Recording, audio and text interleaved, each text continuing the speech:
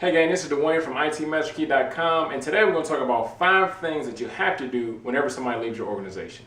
The first thing you need to do is an exit interview. All right, this isn't necessarily security focused, but during an exit interview, you can get a lot of insight as to why this person is actually leaving. You can ask them, was it monetary, was it the work environment, and it can give you one last effort to actually save that person from leaving.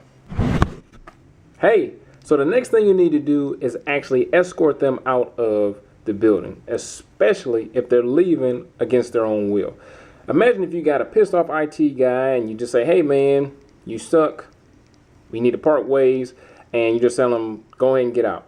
And on his way out, he's probably going to be unplugging and deleting everything on his way to the door. So just make sure that you escort that person out of the building to make sure that they don't delete anything, steal anything, or corrupt anything, and in dire cases, just to make sure that everybody is safe, them as well as the employees.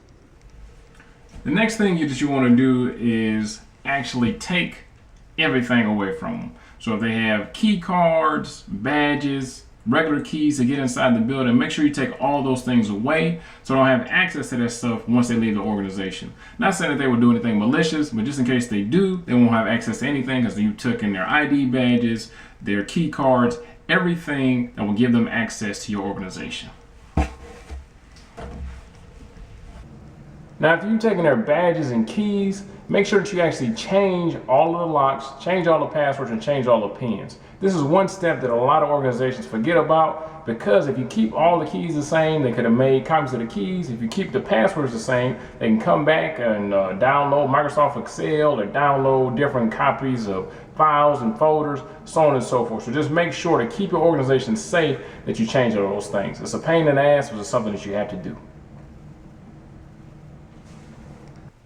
All right, gang, so my last and final tip is to make sure that you disable and then delete their account. So the day that they leave, their account should be disabled. Then I would say keep it for maybe 2 to 4 weeks and then delete it. The reason that you want to keep it is just because sometimes people forget, as a nice gesture, you can just keep it. Maybe they forgot something and you can give it to them, so on and so forth. Or if they got fired, you may need that. They might have did some weird stuff on their computer, and you may need that as evidence, so you don't want to delete their account and delete everything that is connected to it. So this is Dwayne from ITMasterKey.com. That was 5 tips of the things that you need to do when somebody leaves your organization. And other than that, I'll see you in class.